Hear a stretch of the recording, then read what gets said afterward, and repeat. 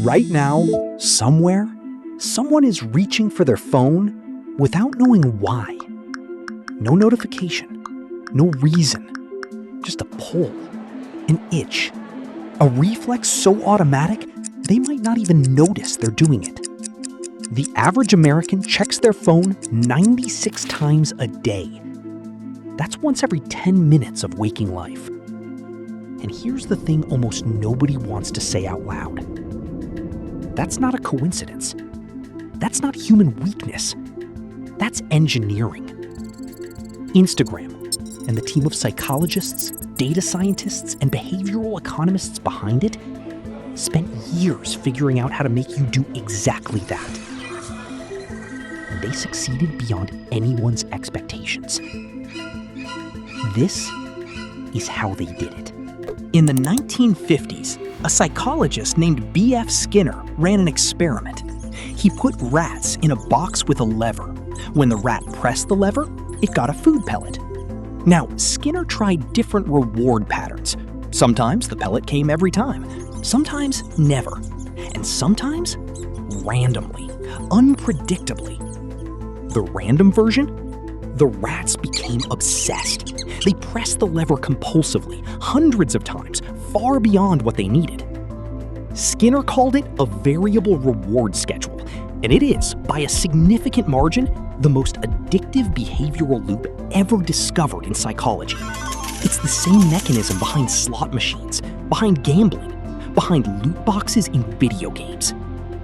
And it is the core design principle of Instagram's feed, notifications, and like system. When you open Instagram, you don't know what you're going to find. Maybe something amazing, maybe something boring, maybe someone liked your photo, maybe nobody did. That uncertainty, that randomness is not a bug. It was engineered. It was A/B tested. It was optimized. Every pull to refresh is a slot machine pull. And the house always wins. Here's what Instagram's algorithm actually optimizes for.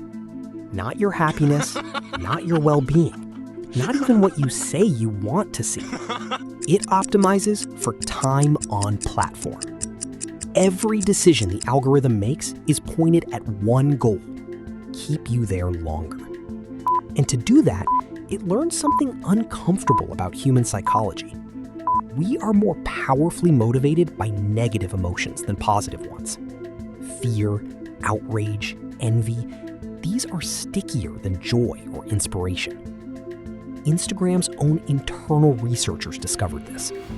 A slide from a 2019 internal presentation, later leaked, showed that teen girls who followed diet culture or appearance-related accounts were algorithmically pushed further into that content, deeper and faster, because engagement metrics were high.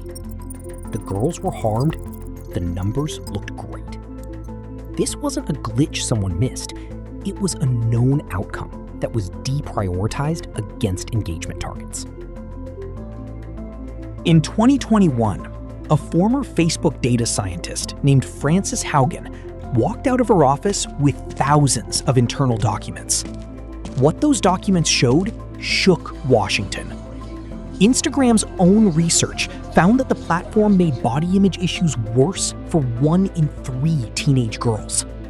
Internal slides read, and I'm paraphrasing, that teens blame Instagram for increases in anxiety and depression, and that this awareness does not lead to changes in product behavior. They knew. They measured it. They quantified it. And the product barely changed. Why? Because engagement was up.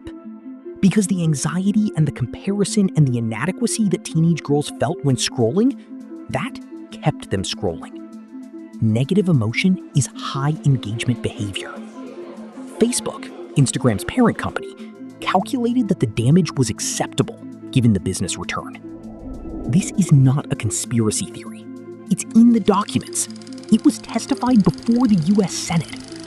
And Instagram is still the most used app among American teenagers. Once you know what to look for, you see it everywhere. The infinite scroll removes every natural stopping point. No pages, no credits, just endless continuation. Notifications appear in red because red triggers urgency in the human brain. That's not aesthetic choice, it's psychological engineering. The typing indicator in DMs creates anticipation, keeping you watching, waiting, refreshing. Even the shift away from chronological feeds wasn't neutral. It was designed so you never know what you missed, so you keep checking. Every feature is a lever. Every interaction is measured. And the only metric that matters is attention, which gets sold to advertisers. You are not the customer. You are the product. And the raw material being refined is your time, your attention, and increasingly, your mental state. The question is what you do with that knowledge, because these systems are built to outlast awareness. Knowing the trick doesn't always break the illusion. But understanding what's happening is still the first point of control. Turn off what you can, limit what you can.